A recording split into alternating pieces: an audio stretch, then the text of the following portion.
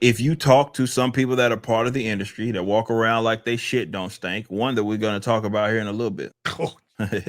If you talk to them, like no cameras, no, there's nothing. If you just have an honest discussion with them, these guys they live in a different fucking world. And I'm not kidding, guys.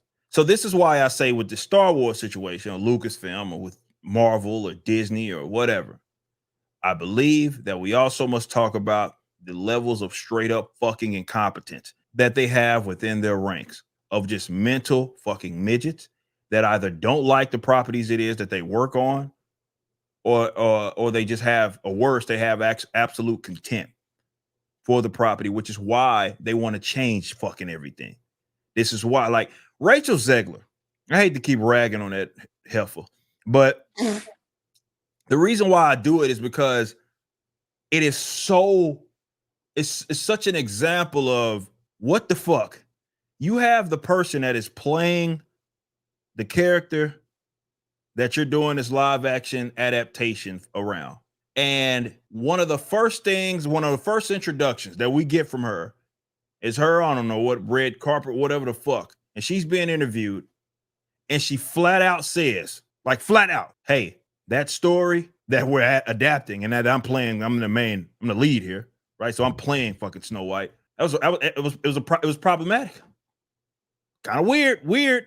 What the fuck? Like, that's amazing to me. That is incredible. That's what I'm talking about with contempt, right? You have a person in a role that literally does not like the property, and they're telling you they don't like the property. They don't like the story that's associated with it.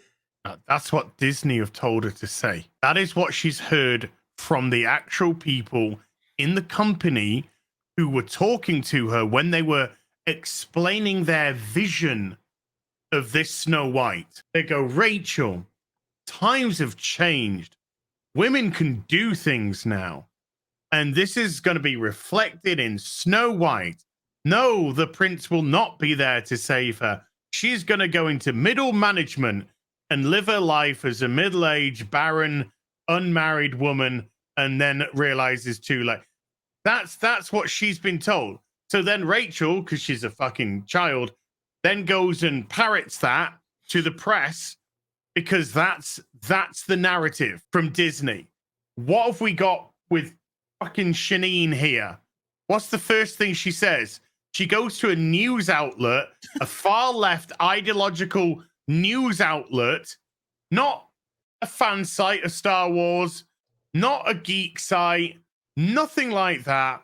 A far left political news site, and says it's about time a woman shaped Star Wars. I would just, if that was the first thing that I heard, well, if I was just a customer and obviously this wasn't my work, I'd just be like, fuck off, you smug fucking bitch.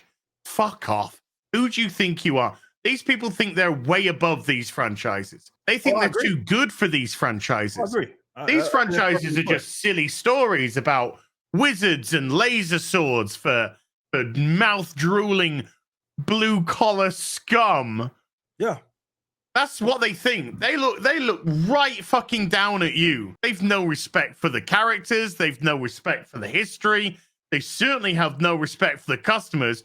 You just got some smug bitch that makes fucking documentaries come out and go, it's about time a woman shaped Star Wars. Oh, shut your fucking mouth. Ugh, it's insufferable. I would agree with that 100%. I really would. I would say that, yeah, they do look it down on their audience. They probably looked at these properties, especially these leaders, and I use that term very loosely, very fucking loosely. They're in positions of leadership, again, loosely, in properties or companies that own properties that despise is far too nice of a term. I do believe that they don't like the culture. They detest the culture. Yeah. Detest it. Yeah. And it's paramount for you to see because of the way that they speak about it, the way that they've presented themselves. I'm here to make men feel uncomfortable. Okay. Well, as a man, if that is your position, maybe I don't need to watch your shit then. Why aren't men going to see this? Misogynists, a lot of them. No, you are telling us at every opportunity when you go in front of the cameras, when you go in front, when you're given a microphone, you're telling us every fucking time to get out the cinema. Yeah. Not to get in, get out. Yeah. This isn't for you. Time's up. Women's time is here. Everything they say is saying to you, go. You're not wanted. You're not needed. This isn't for you. And then, of course, when people don't turn up, they then go to the press. Oh, well, it's just racist. It's misogynist. It's this. It's that. It's the other. We're going to lay every single blame under the sun at somebody else because we're too fucking narcissistical to look in the mirror and see what the actual problem is, which is us. Rinse, repeat, rinse, repeat. We've been having this for the last 7 odd years now. And it's permeated away from fandom into normal people, into just regular normies who are now sick of it because they're even pushing that onto the regular normies now. And they're rejecting it. Of course they are. Like because most people are fucking normal. True. Yeah. And this is why, I've always said a million times, like they're really catering to an audience that doesn't exist. And the ones that do exist don't either have the capital to like invest in it as, customers, or their enthusiasm is so insincere. It's not real. So that's why it's always contained to like Twitter and shit like that. Like it's not really genuine, right? And so that's why it doesn't equal butts in the seats. It doesn't equal sold books. It doesn't equal viewership. None of that stuff. No matter how much money they try to throw behind it and get people to believe in this shit. It's just fascinating. It really is. And this is why I do believe that this was it's a coordinated, like, look, I don't want to get too political here, but it's just the reality.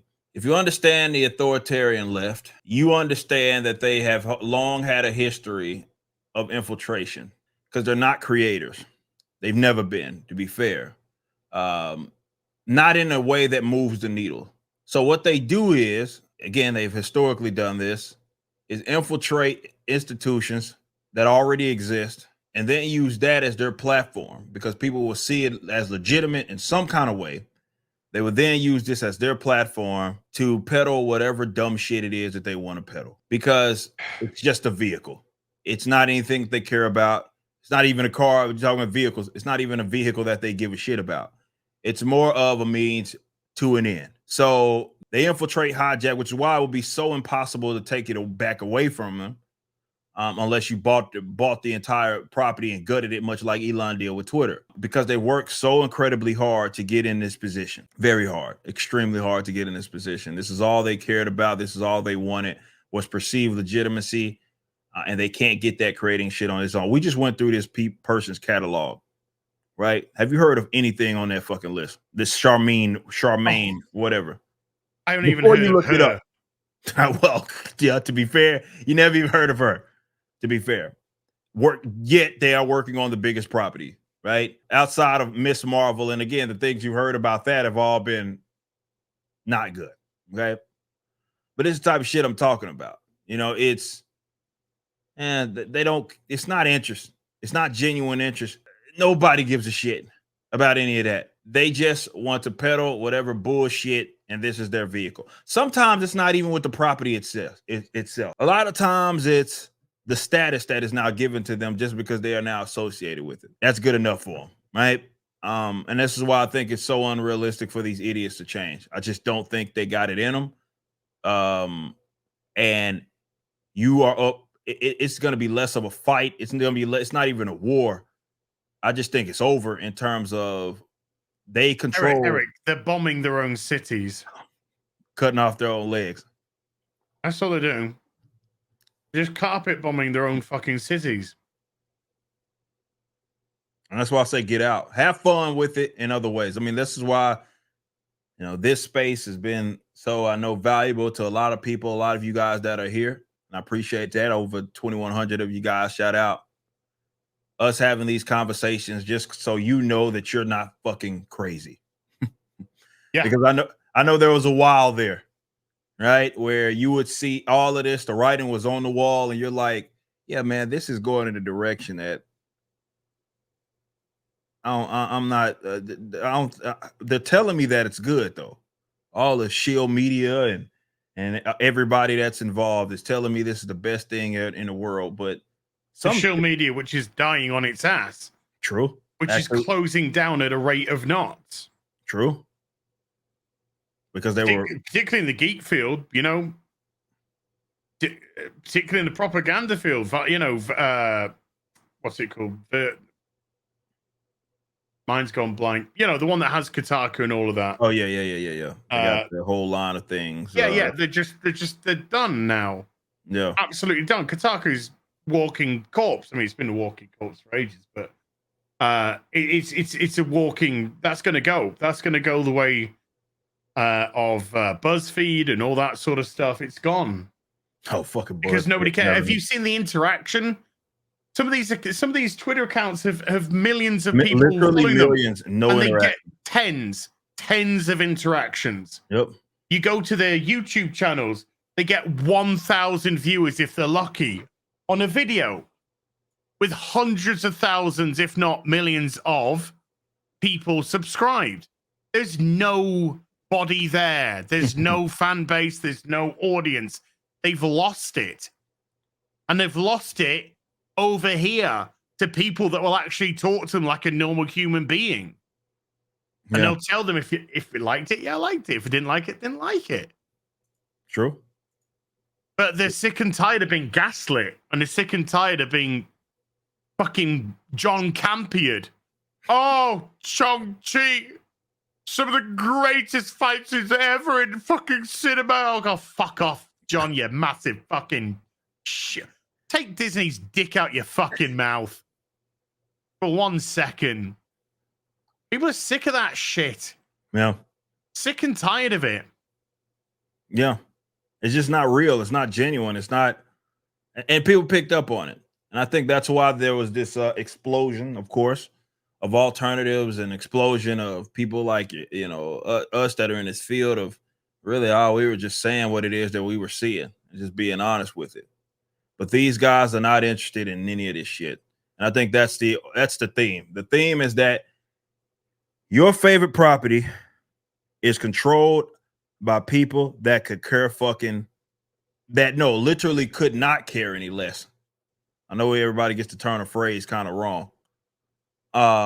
But they don't care at all. No. There's no real intrigue there. They're not interested in this shit. There's no maybe advance their careers, you know, maybe at best. And again, some of that is starting to be questionable as well.